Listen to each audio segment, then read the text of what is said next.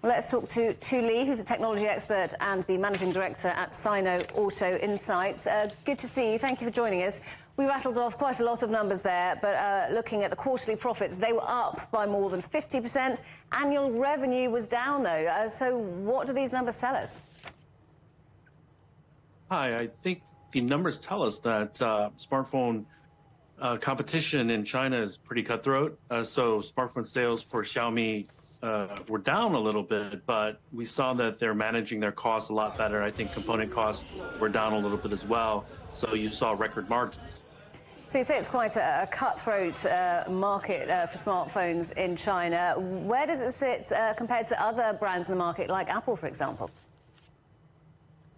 So Apple is on top of the premium segment. I think Huawei phones are on the cusp of the premium as well. And Xiaomi has started to roll out products to compete with the Huaweis and the Apples, but mainly they've been known to be more of the budget-friendly but technology-focused handsets in China.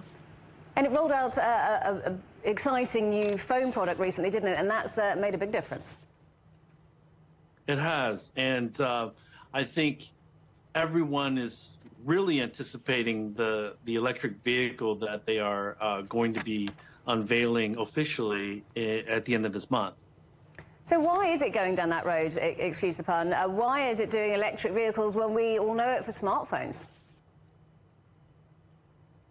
I think it's just a huge opportunity that they see. Now, if we use their products as kind of the vessel for the services that they're offering, we see that if we drill down a little bit on the balance sheet and on the revenues, we see services revenue increasing significantly, not just in China, but in the rest of the world for Xiaomi.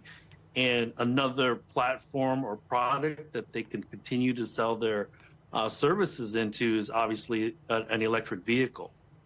And when it comes to electric vehicles in China, we know it's a pretty crowded market, lots of competitors out there. What do you think that Xiaomi can bring that perhaps others don't?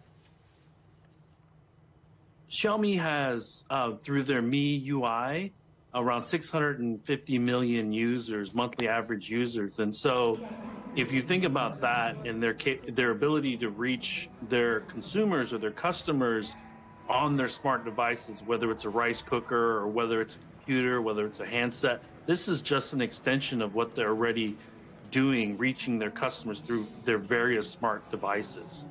So what about the car itself? We're looking at some images of it, or we have just been looking at those.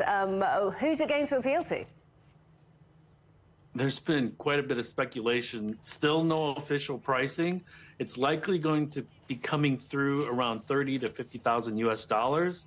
And it's specifically targeting Tesla Model 3 and Model S buyers in China. I think it's going to be feature rich. I think it's going to also lean into a lot of the customer-friendly ecosystem capabilities that Xiaomi already possesses for their non-automotive services. Tu Li, great to speak to you. Thank you very much for joining us. That's Tu Li from Sino Auto Insights.